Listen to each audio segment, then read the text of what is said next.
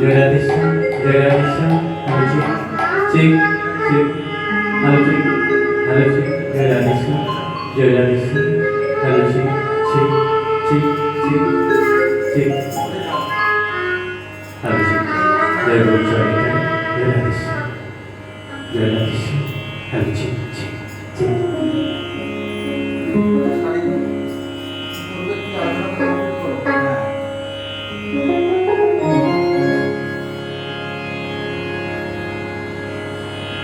প্রথমে আমি আমার গুরুদেব যিনি শিক্ষাগুরু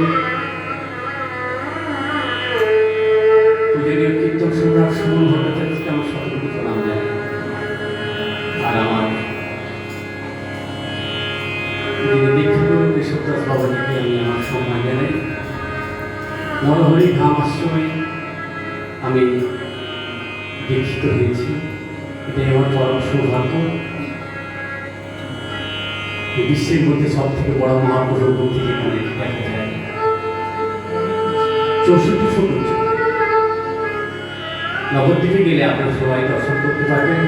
সেই নরহরি ধাম আশ্রমে আমি দীক্ষিত। আর মহাপ্রভুর চরণে শতকোটি প্রণাম জানাতেই হবে, নাহলে কীর্তনের গুণ জানেন গৌররায় আগে বলে করেছি। ওনাদের প্রণাম জানিয়ে আমি আমার কীর্তন পরিবেশন করছি।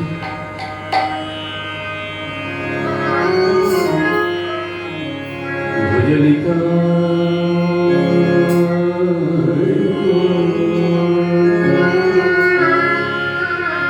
রাধে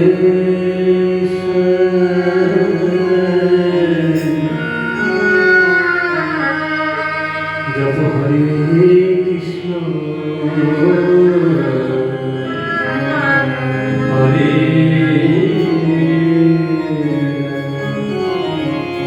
ভজনিতা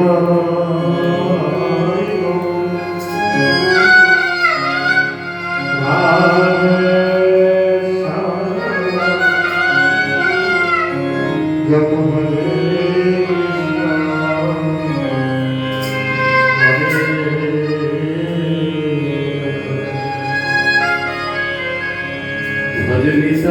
ভজনিতাই গো রাধে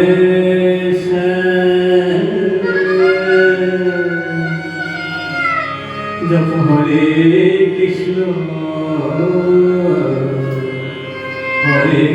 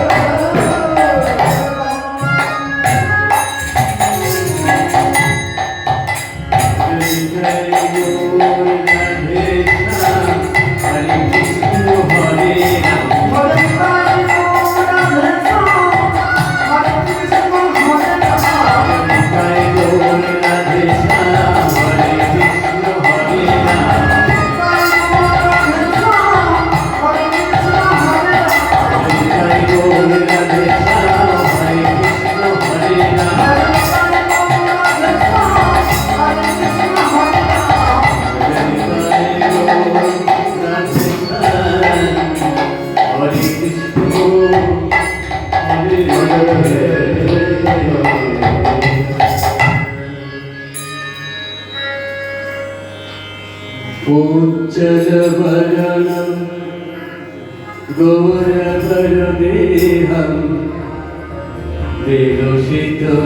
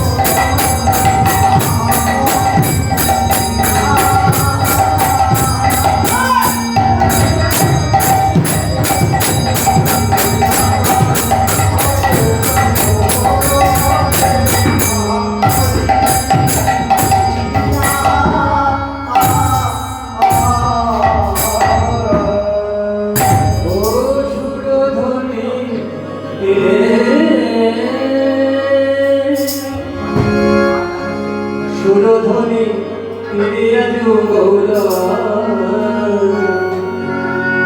আমার গৌর কি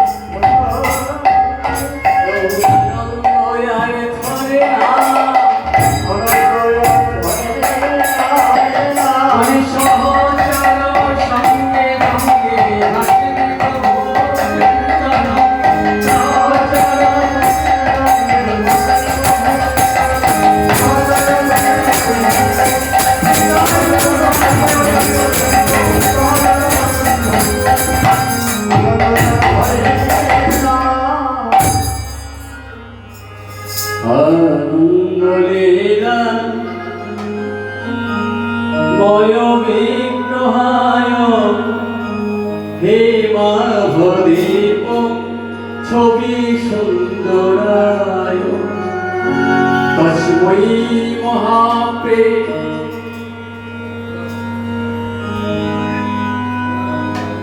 মহাপ্রভু আমার আনন্দ লীলাময় বিগ্রহ গৌরাঙ্গ মহাপ্রভু শুধু ভক্তগণ আজ আপনারা সকলে এখানে এসে উপস্থিত হয়েছেন, সমবেত হয়েছে ভুবন মঙ্গল নাম সংকীর্তন রস আস্বাদন করার জন্য।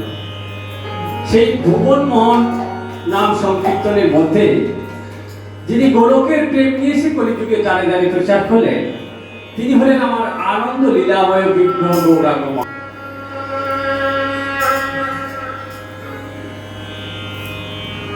মহাপ্রভু আমার সহচর সঙ্গে বিভুর খেলা মেতেছে। ভগবান খেলতে বড় ভালোবাসেন। কি খেলা খেলছেন তো? ক্রিকেট নয়, ফুটবল নয়, হরিনাম সংকীর্তনের খেলা। সাধারণত আমরা যেসব খেলা খেলি সেসব দেহ সর্বস্ব খেলা, কিন্তু ভগবান যে খেলা খেলেন ভক্তের প্রাণের সঙ্গে প্রাণের খেলা, হৃদয়ের সঙ্গে হৃদয়ের খেলা। তাই মহাপ্রভু কলিযুগে কিভাবে এলেন?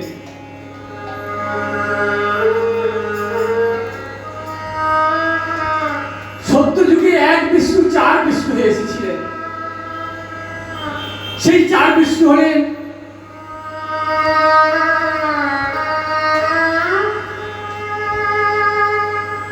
বাসুদেব, শঙ্কর, প্রদ্যুম্ন আর নিরূপ। সেই চার বিষ্ণু আবার ত্রেতা যুগে চার ভাই রূপে খেলা করলেন। তারা হলেন রাম, লক্ষ্মণ, ভরত সত্য সেই চার ভাই আমার দাপর যুগে ভাই এবং বন্ধুর খেলা করলেন। ভগবান শ্রীকৃষ্ণের নৌদানা বলরাম দুই ভাই, বন্ধু শ্রীরাম সুদাম দাম সুদাম। এবার কলিযুগে যখন আসবো আর আমি বাঁচাবাচি করবো না, কলিযুগে যখন আসবো আর আমি বাঁচাবাচি করবো না, সবাইকে নিয়ে খেলা করবো। তাই দাপর যুগে তিনি ভগবান শ্রীকৃষ্ণ এবং দাদা বলরাম তারাই তো গৌরীতাই হয়ে এসেছে। খেলোয়াড় যদি একই থাকে, খেলা যদি পাল্টায়, খেলা ভক্ত ছাড়া তাদের তো চিনতে দেখতে হবে না। যেমন সচিন তেন্ডুলকর ক্রিকেট খেলে, সে ক্রিকেট খেলতে খেলতে যদি একদিন ফুটবল খেলতে শুরু করে, খেলা ভক্ত ছাড়া যারা খেলা লিখে অভ্যস্ত তাদের কিন্তু চিনতে দেরি হবে না। তারা শুধু এই কথাই বলবে, দেখো দেখো সচিনকে আমরা ব্যাটিং করতে দেখেছি, বোলিং করতে দেখেছি, কি সুন্দর ফুটবল নিয়ে খেলা। হরিবল হরিবল।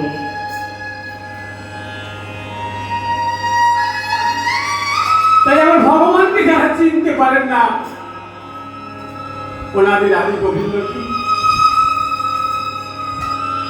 কত মত নিয়ে কত কথা বলেন মানুষ, তবু ভগবান শ্রীকৃষ্ণকে চিনতে পারেন না, কলিযুগের মহাপ্রভুকে চিনতে পারেন না। সেই একই তো খেলোয়াড় সত্য যুগে যারা খেলেছিলেন, যিনি সত্য যুগে খেলেছিলেন তিনি তো ত্রেতা যুগে খেলা করলেন। আবার ত্রেতা যুগ থেকে চলে এলেন আমার দাপরে। তারপরে ভগবান শ্রীকৃষ্ণের রাধা কৃষ্ণের মিলিত তনু শ্রী চৈতন্য মহাপ্রভুর রূপে আবির্ভাব। তাই মহাপ্রভু ভাবলেন, ভগবান ভাবলেন, ভগবান শ্রীকৃষ্ণ কলিযুগে আসার আগে ভাবলেন যে আমি অন্যান্য যুগে বাছাবাছি করেছি, কিন্তু কলিযুগে আমি যখন আসবো আর বাছাবাছি করবো না, সবাইকে নিয়ে খেলা করবো। কে বড় জাত, কে ছোট জাত, কোনো বাছাবাছি নেই। কে ধনী, কে দরিদ্র, কোনো বাছাবাছি নেই। কে পণ্ডিত, কে মূর্খ, কোনো বাছাবাছি নেই। কলিযুগে ভগবান এসে সবাইকে নিয়ে একসঙ্গে খেলা করলেন। এটাই হইব। এমনকি পশু পাখিকেও পর্যন্ত কলিযুগে ভগবান এসে তাদেরকেও সঙ্গে সাথে করে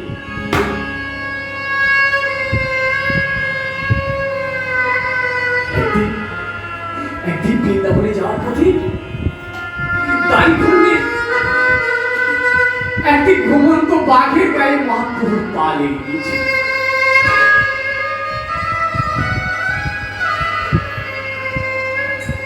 মহাপ্রভুর হৃদয় স্পর্শে হিংসজীব বাঘ তার হিংসা দূর হয়ে যায়। সে ফ্যাল করে মহাপ্রভুর দিকে তাকিয়ে দেখে মহাপ্রভু মাথায় হাত দিয়ে বাঘটিকে বলেন, কৃষ্ণ বলো, কৃষ্ণ বলো।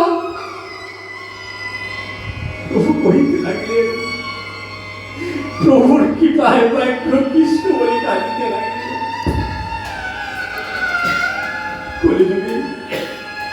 কলিযুগে ভগবান এসে বাক্য পর্যন্ত কৃষ্ণ বলে কাঁদিয়েছেন। ভক্তগণ, আমরা যদি তার চরণে কৃষ্ণ বলে হরিবল করে আজ আমরা গোড়াগড়ি যেতে পারি, তাহলে আজকেও কিন্তু তিনি আমাদের খেলার সাথে করে দেবেন। তাই ভগবান কিভাবে খেলছেন দেখুন।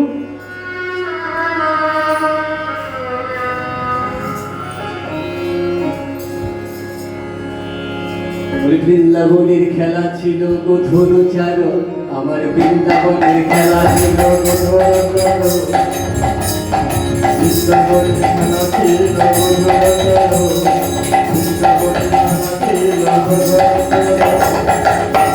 খেলা দেখো নাম সংকীর্তন, খেলা দেখো বৃন্দাবনে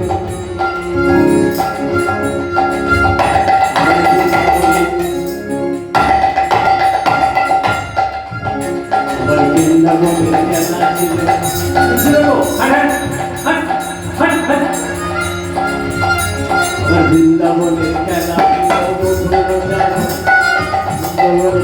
বৃন্দাবনের খেলা খেলা দেখো না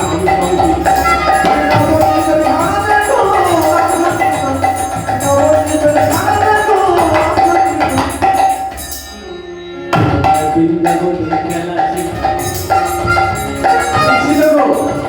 আমার বৃন্দাবনের খেলা ছিল মাঠে দৌড়া দৌড়ি বৃন্দাবনের খেলা ছিল মাঠে দৌড়া দৌড়ি খেলা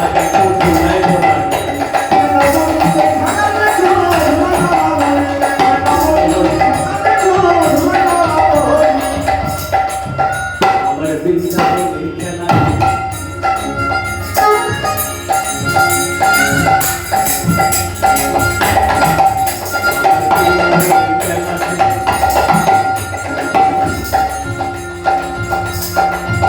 আমার বৃন্দাবনের খেলা ছিল মুরলী বাদন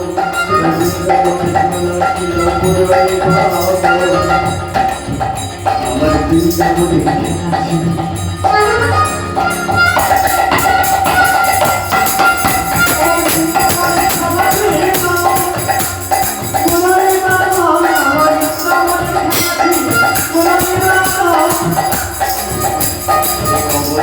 খেলা দেখো খেলা দেখো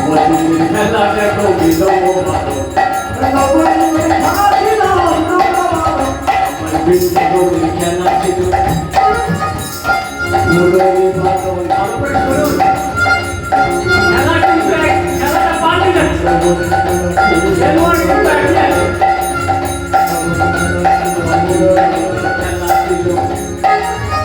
আমার বৃন্দাবনের খেলা ছিল মুরলী বাদন আমি নবদ্বীপের খেলা দেখো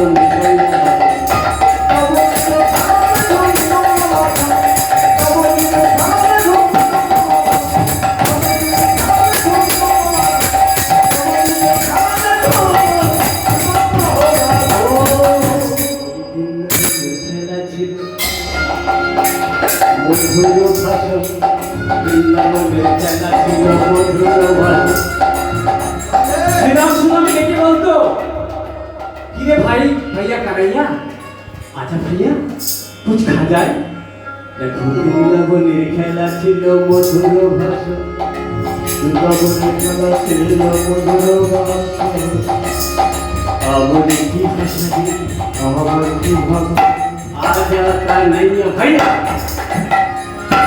আজা কানাইয়া ভাইয়া নবদ্বীপের খেলা দেখো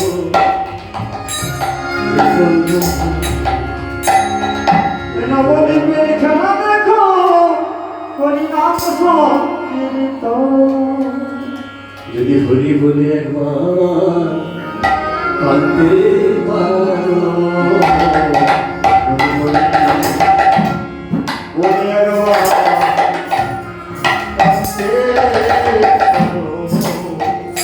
মহাপ্রভু খেলা সাথী হবে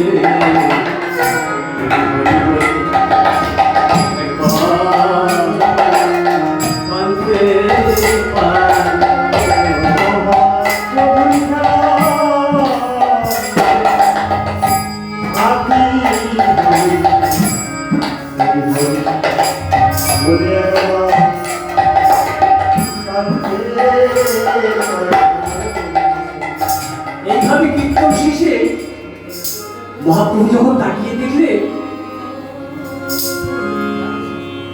পশ্চিম দিকে লাল টকটকে সূর্য পাটে যাচ্ছে, ওই পরন্ত সূর্যের দিকে তাকিয়ে মহাপ্রভুর মায়ের